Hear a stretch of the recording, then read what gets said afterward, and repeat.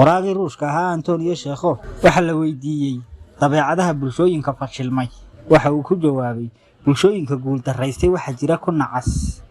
aqli kasta iyo kun eray oo qalafsan eray kasta oo mijir leh inta badan had iyo jeer waxay ahaanaysaa nacasnimo si joogta ana waxay uga adkaadaan kuwa aqliga badan hadii aad bulshada dhexdeeda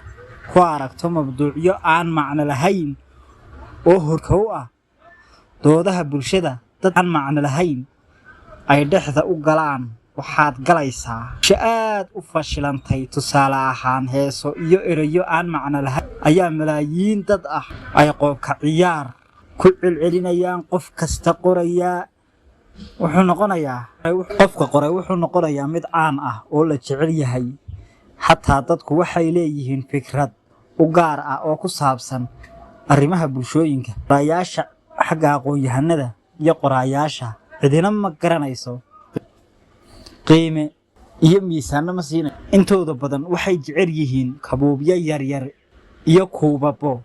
iyo mid aan macno lahayn oo inaga qosolsiinaya ayaa ka wanaagsanaanaya qofka xaqiiqda inagu baraarujinaya oo inagu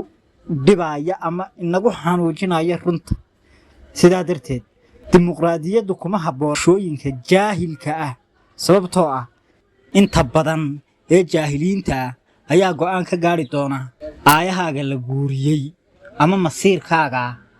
halka uu ku dambeey doona iyaga go'aamin doona waraagaas waxa uu leeyahay Ruushka dimuqraadiyadda iyo sheekooyinka Soomaalida imika lagu wareeriyay ay adduun iyo aakhira dhanaba isku raacilaadahay bulshooyinku waaqacaan ay u bisleen marka la geeyo dhibaatooyinkoogii kuwa ka badan baa ka dhasha kuwoogina way sii laban laabmaan